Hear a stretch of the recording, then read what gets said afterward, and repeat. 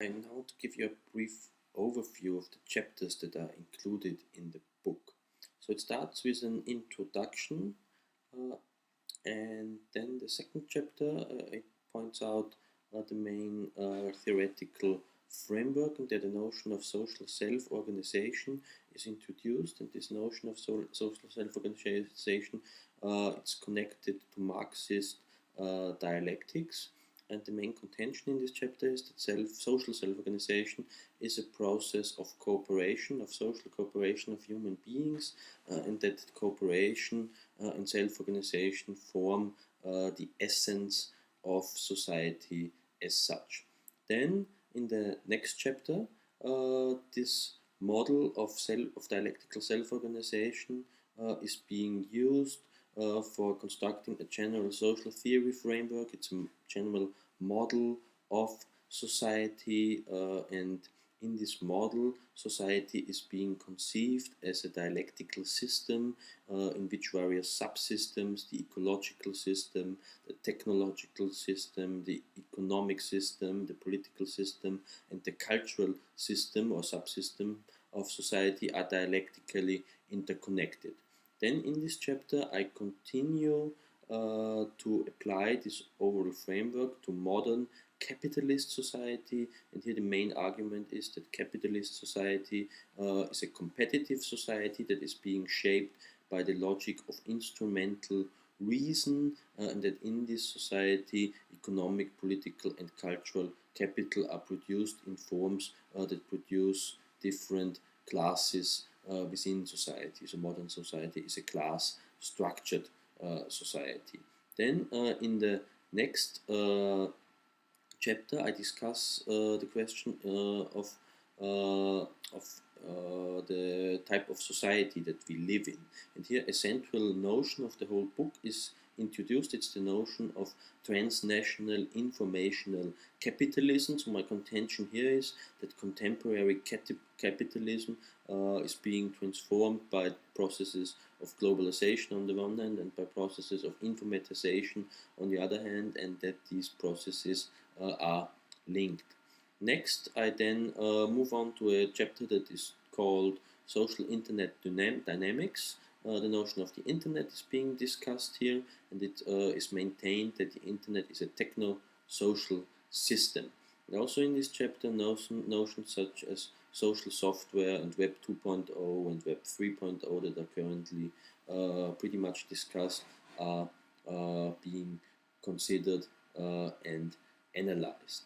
In chapter number 6, the notion of the informational ecology is being introduced. So I discussed the question how new technologies transform the man-nature relationship, and if this produces and how this produces potentials for sustainable and or unsustainable ecological development.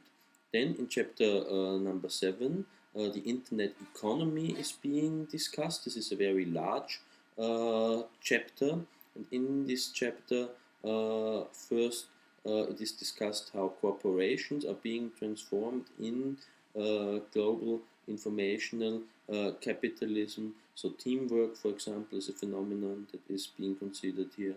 Knowledge management is an issue. Economic globalization and transnational corporations are being discussed, and it is considered how all this is related to the influence of new media. Then also the role of open source and monopolies in the internet economy is considered and analyzed. I identify strategies of how economic capital is being accumulated in the internet economy. And finally, there's a reactualization of the Marxist concept of class for the situation that we find in informational capitalism. And it is maintained that class is a very central category in contemporary society, and that it needs to be related to the phenomenon of knowledge labor.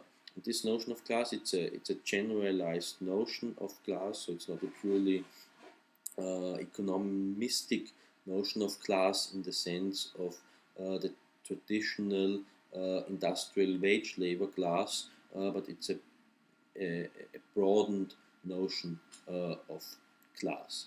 Then there's chapter number 8. In chapter number 8, online politics is being discussed, and on the one hand, I consider in this chapter phenomena of online competition, such as the digital divide, information warfare, and electronic surveillance.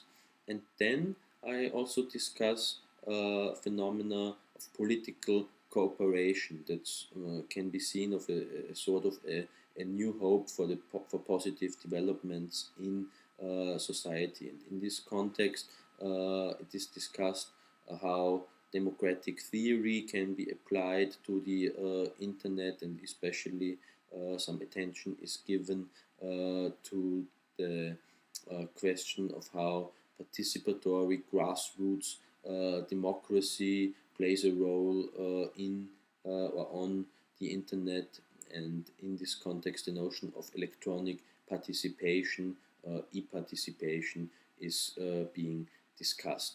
The overall contention of this chapter is that there's an antagonism between electronic forms of domination and between electronic forms of participation, and specific attention is also given to the phenomenon of cyberprotest, so to the way of how new social movements, especially the movement for democratic globalization, make use of new computerized technologies such as the internet. Then there's chapter number 9, and chapter number 9 is focusing on the role of cooperation and competition in the cultural realm. So the notion of cyberculture is introduced here, and special consideration is also given to the idea of virtual communities. And overall, the chapter discusses the role of alienation processes and of socialization processes within cyber culture. And then there's the final chapter, it's chapter number 10. It is sort of a political conclusion. It first summarizes the whole discussions and the main arguments that I have made throughout the book, and then it is discussed how political action could potentially be taken in order to maximize the potentials and the opportunities, and to minimize the risks that we find in informational capitalism. And one central notion here is that capitalism or informational capitalism needs to be transformed, or needs to be fundamentally transformed, so that we can arrive at an overall cooperative or sustainable information society.